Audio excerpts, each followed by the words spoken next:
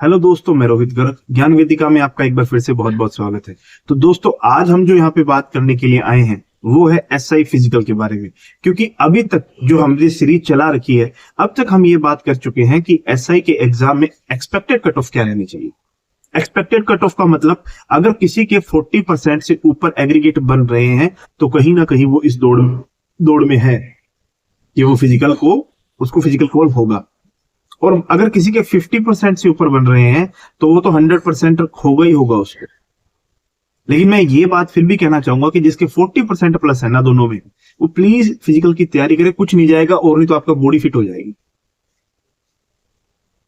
लेकिन आप तैयारी करें, क्योंकि मेरे को ऐसा लगता है, मेरा ऐसा अनुमान है कि 100% 40% वालों को ना कॉल होना चाहिए।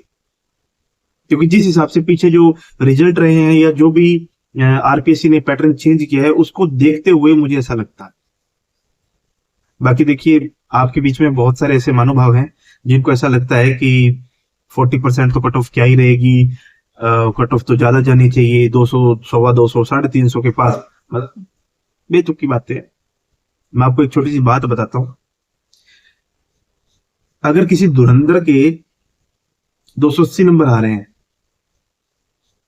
और 280 नंबर आ रहे हैं और फिजिकल में नंबर नहीं आ रहे ना उसके,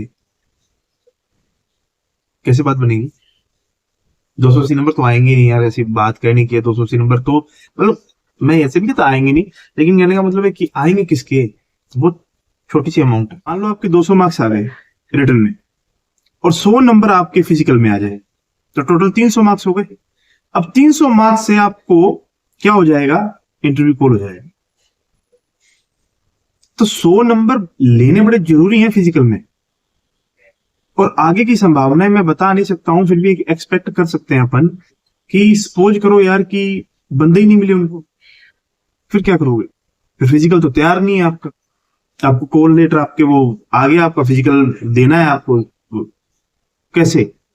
अभी तो 2-3 महीने आपके पास में है, आप बढ़िया से तैयारी कर सकते हैं। इसके लिए आपको मेहनत तो करनी पड़ेगी ना।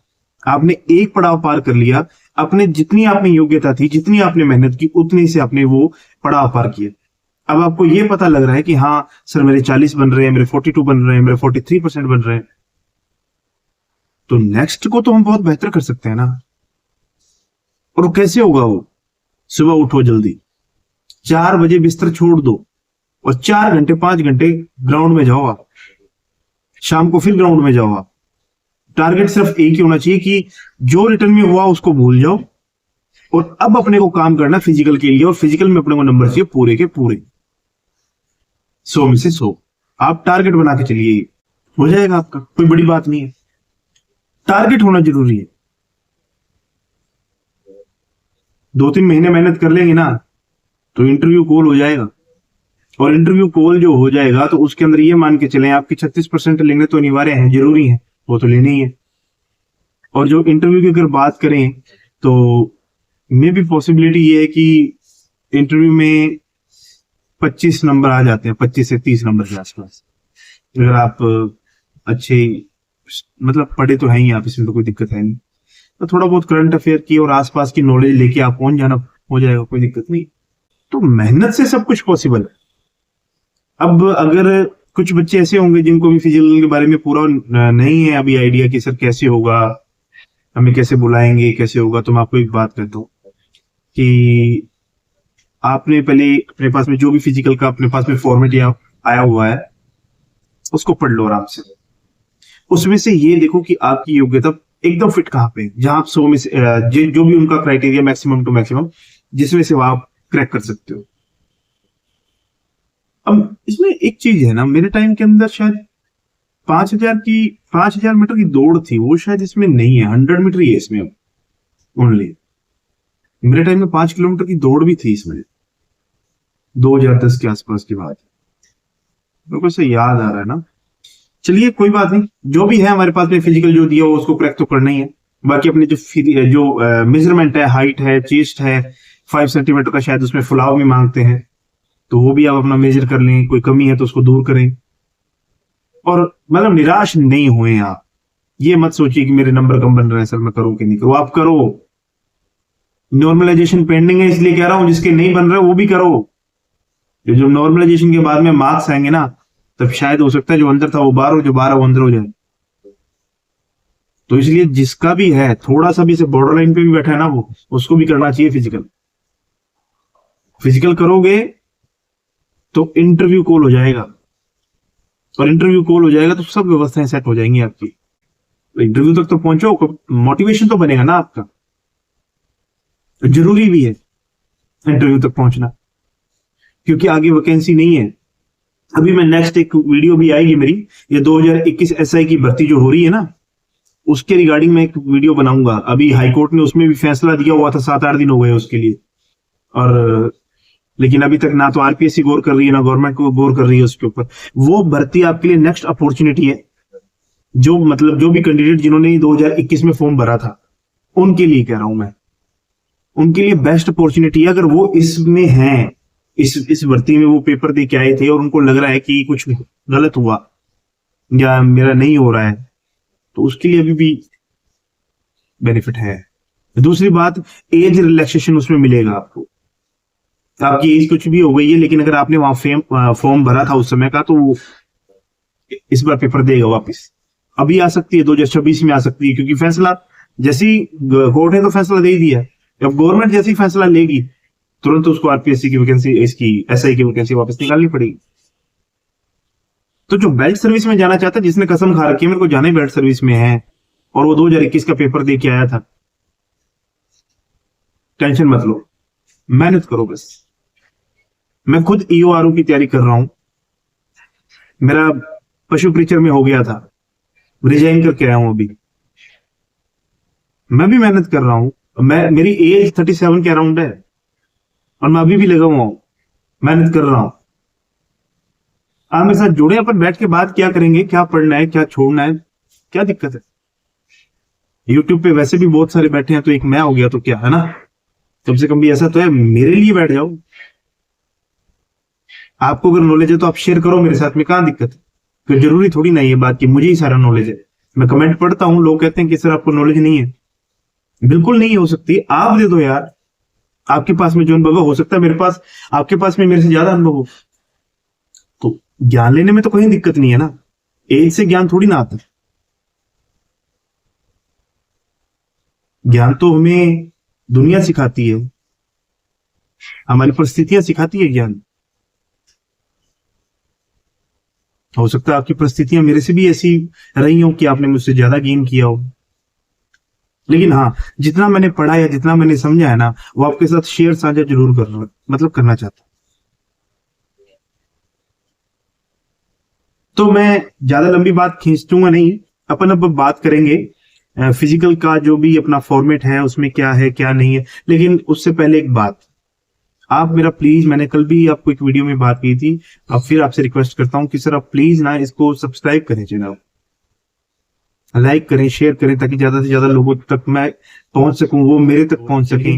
देखते हैं ना फिजिकल के बारे में, कि फिजिकल के बारे में क्या हो सकता है, कि शारीरिक दक्षता जो है हमारा, जो फिजिकल होने वाला है एसआई में, उसके पैरामीटर्स क्या हैं, और कैसे कैसे हमें स्टेप्स में, और कौन कौन से ऐसे इवेंट हैं जिनमें हमें कितने कितने मार्क्स लेने पड़ेंगे। तो सबसे पहले अगर मैं मेल कैंडिडेट की बात करूं, तो मेल कैंडिडेट की अगर बात करें अपन, है ना, तो आपको सबसे पहले आपके पास में 3 मेन टास्क हैं जो आपको कंप्लीट करने हैं, और इन्हीं 3 टास्क के अंदर आपके लगभग लगभग 100 नंबर का प्रोग्राम जो है इसमें दिया हुआ है। पहला टास्क है आपका 100 मीटर की रेस, दूसरा टास्क है लॉन्ग जंप, और तीसरा टास्क है चिन अप। ठीक है। अब इसमें क्या है कि आपके पास में एक टाइमलाइन दी हुई है कि बेस्ट जो है वो 14 सेकंड का है, और अगर 6 और दूसरा है मतलब 16 सेकंड के बाद, अगर आपको टाइम ज्यादा लगता है, 16 सेकंड से ज्यादा लगते हैं, तो एक 14 से लेके 16 सेकंड के बीच में पूरा का पूरा मेथड सेट किया हुआ है। उसमें आपकी क्लासिफाई किया हुआ है कि अगर आपको 14 सेकंड लगते हैं, तो आपको पूरे, यानी आप अगर 14 सेकंड तक का समय लेते हैं 100 मीटर को कंप्लीट करने में, तो आपको 40 मार्क्स मिलेंगे, 40 मार्क्स आपको मिलेंगे। दूसरा, अगर आप 15 सेकंड में अगर अपनी इवेंट को कंप्लीट करते हैं, 100 मीटर रेस को कंप्लीट करते हैं, तो आपको 25 मार्क्स मिलेंगे। और तीसरा, अगर 16 सेकंड में अगर आप पूरी करते हैं तो आपको 15 मार्क्स मिलेंगे। तो 3 क्राइटेरिया हैं हमारे पास में, 40, 20 एंड 15। ये 3 हम क्राइटेरिया मानते हैं। और तीसरा, अगर आप 16 सेकंड से ज्यादा, चौथा जो है हमारा वो ये है कि अगर आप 16 सेकंड से ज्यादा का टाइम लेते हैं तो आपको कुछ भी नहीं मिलने वाला। ठीक है, अब बात करते हैं दूसरा इवेंट है लॉन्ग जंप। लॉन्ग जंप का मतलब होता है कूदना, सामने, ऊपर नहीं, बिल्कुल सामने कूदना ना, लंबा कूदना। तो लॉन्ग जंप में क्या है, आपको 15 फीट से ज्यादा का कूदना पड़ेगा। खड़े खड़े नहीं कूदना होता, पीछे से भाग के आते हैं फिर कूदते हैं, इसमें कोई दिक्कत नहीं है ना। तो 30 नंबर का ये इवेंट रहेगा आपका। अगर आप 15 फीट से ज्यादा का जंप लगा देते हैं तो आपको उसमें 30 नंबर मिल जाएंगे। 14 फीट का लगाएंगे तो 20 नंबर मिलेंगे। 13 फीट का लगाएंगे तो 10 नंबर मिलेंगे।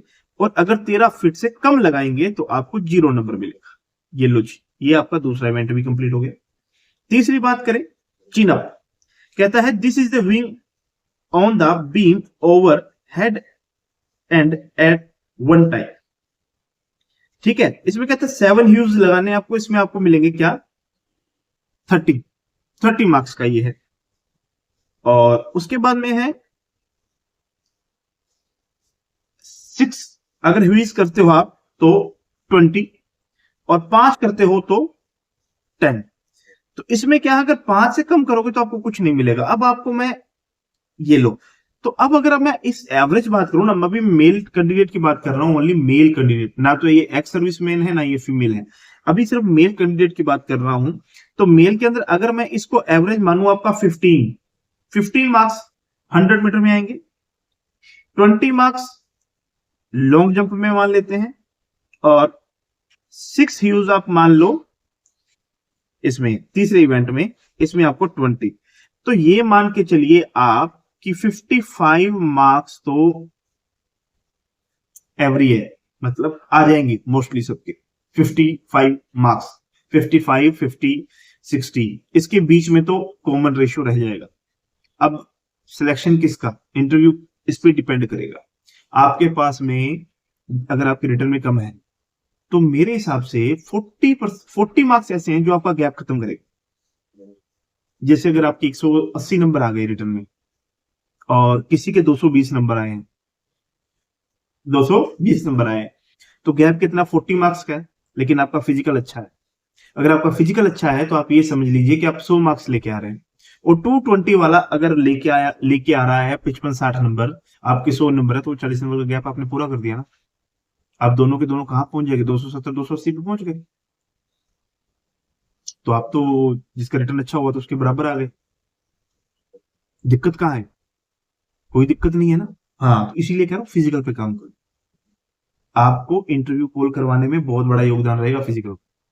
बार बार कह रहा हूं फिजिकल पे तैयारी करो, मत सोचो यार 2-3 महीने ऐसा सोच लो शरीर को घिसना है, घिस दो इसको, क्या दिक्कत, खत्म थोड़ी ना हो रहे हो। अभी कोई एग्जाम भी नहीं है, अभी इंडिया में कोई एग्जाम है, अभी कोई भी एग्जाम नहीं है अभी। हाँ, मैं उनकी बात नहीं कर रहा हूँ जो फर्स्ट ग्रेड या सेकंड ग्रेड की तैयारी कर रहे हैं। देखिए वो जिनके बेल्ट में जाना है ना, जिन्होंने फोर्सेज में जाना, मैं उनके लिए बात कर रहा हूँ। उसके बाद में अगर बात कर रहे हैं सर्विसमैन, ये एक्स सर्विसमैन के लिए देख लीजिए, वही 3 इवेंट है, 100 मीटर है, लॉन्ग जंप है और चिनअप्स है। इनको 17 सेकंड दिए गए हैं, 40 मार्क्स, 18 सेकंड है 25 मार्क्स, एंड 19 सेकंड में है 15 मार्क्स, एंड अगर ज्यादा समय लग रहा है तो 0 मार्क्स। लॉन्ग जंप इनको 13 फीट लगाना है, इससे ज्यादा लगाना है तो आपको 30 नंबर मिलेंगे। अगर 12 फीट लगाते हैं तो 20 नंबर मिलेंगे, और 11 फीट लगाते हैं तो 10 नंबर मिलेंगे, और बिलो फिट करते हैं तो 0। और चिनअप के अंदर 5 30 मिलेंगे, अगर 4 लगाते हैं तो 20 मिलेंगे, और अगर 3 लगाते हैं तो 10 मिलेंगे। ये आपका इसमें क्राइटेरिया। अगर 3 लगाते हैं तो 0 है, अगर 3 से कम लगाते हो तो, ठीक है ना। अब आते हैं हमारे पास में फीमेल कैंडिडेट की बात। फीमेल कैंडिडेट के पास में भी 3 है, लेकिन एक चेंज हो जाता है। कौन सा, 100 मीटर कॉमन है, लॉन्ग जंप कॉमन है, लेकिन यहां पुटिंग इन शूट। अब इसमें क्या है, पुटिंग इन शूट में वो गोला देंगे, वो फेंकना होता है। इसमें लगभग 4 किलो का है ये, ठीक है, 4 किलो का आपको मिलेगा और आपको वो फेंकना होगा। उसके बाद में देखो 100 मीटर में 17 मिनट अपनी जो गर्ल्स हैं या फीमेल है उनको दिया गया है, 40 मार्क्स लेंगी। 18 सेकंड में 25 मार्क्स मिलेंगे इनको।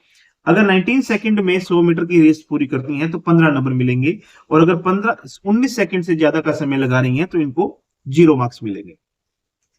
अब बात करते हैं लॉन्ग जंप की। लॉन्ग जंप में अगर 10 फीट और इससे अबव वो लगा रही हैं तो 30 मार्क्स।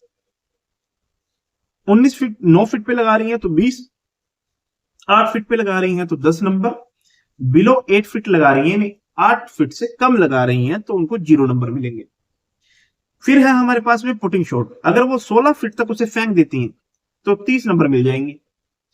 15 फीट में 20 नंबर, 14 फीट में 10 नंबर, और बिलो द अगर कम 14 फीट से फेंकेगी तो 0 नंबर। ये हमारे पास में फीमेल कैंडिडेट के लिए एलिजिबिलिटी है। तो देखिए यहां तक की बात हुई कंप्लीट।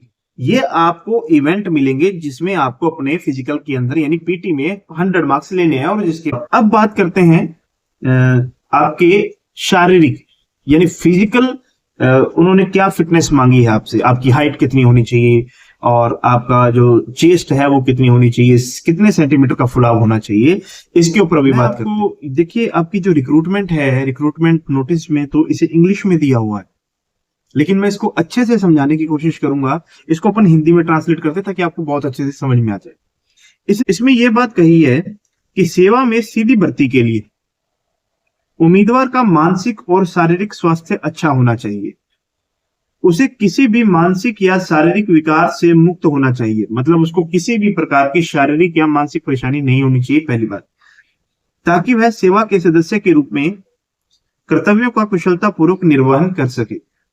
यदि उसका चयन होता है तो उसे सरकार द्वारा इस उद्देश्य के लिए अधिसूचित प्रमाण पत्र प्रस्तुत करना होगा। कौन सा प्रमाण पत्र? जो सरकार ने उसके लिए एक निर्धारित किया हुआ है। नियुक्ति प्राधिकारी नियमित जो भी प्राधिकारी आपको नियुक्त कर रहा है उसकी बात कर रहा है, पदोन्नति क्रम में पदोन्नत होने वाले या राज्य के मामले से संबंधित सेवारत उम्मीदवारों को ऐसे प्रमाण पत्र प्रस्तुत करने की छूट दे सकता है, पहली बात।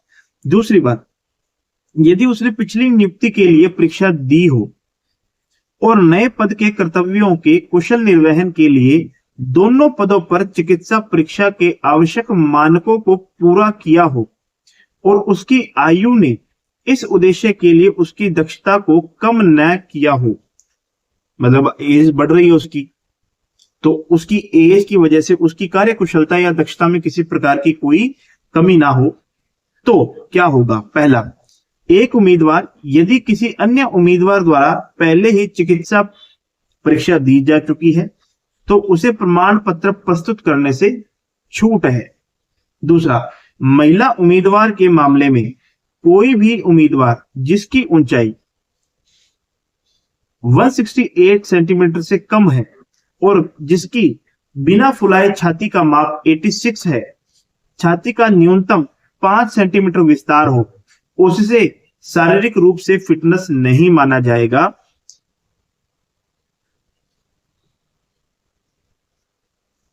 ठीक है, ये तो दिया हुआ है मेल के लिए। मेल के लिए उसने कहा है कि 168 सेंटीमीटर आपके पास कम से कम कितनी मेल की अगर बात करें तो 168 सेंटीमीटर आपके पास में मिनिमम हाइट होनी चाहिए। एंड जो चेस्ट है, चेस्ट आपकी बिना फुलाए जो है वो कितनी होनी चाहिए? 86 आपकी जो चेस्ट है वो उसमें मतलब 86 आपकी सेंटीमीटर क्या होनी चाहिए? चेस्ट होनी चाहिए। सेंटीमीटर आपकी क्या होनी चाहिए? 86 सेंटीमीटर, और 5 सेंटीमीटर का इसमें फुलाव होना चाहिए।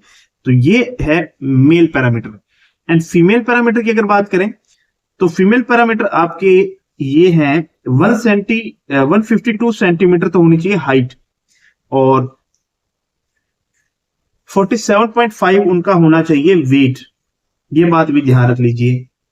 तो फीमेल के लिए दो क्राइटेरिया हैं, एक तो 152 सेंटीमीटर हाइट है और दूसरा दिया हुआ है 47.5 किलोग्राम का उनका वेट दिया हुआ है। और मैं इसको थोड़ा सा देख लेता हूं कि इंग्लिश में और क्या दिया हुआ है। चेस्ट का कोई माप नहीं है इसमें।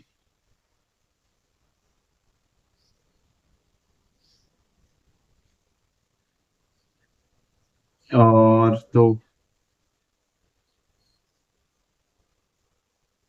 जो गैरवाल या जो गोरखा हैं उनके लिए यहाँ पे 160 हाइट दी है, उससे कम नहीं होनी चाहिए।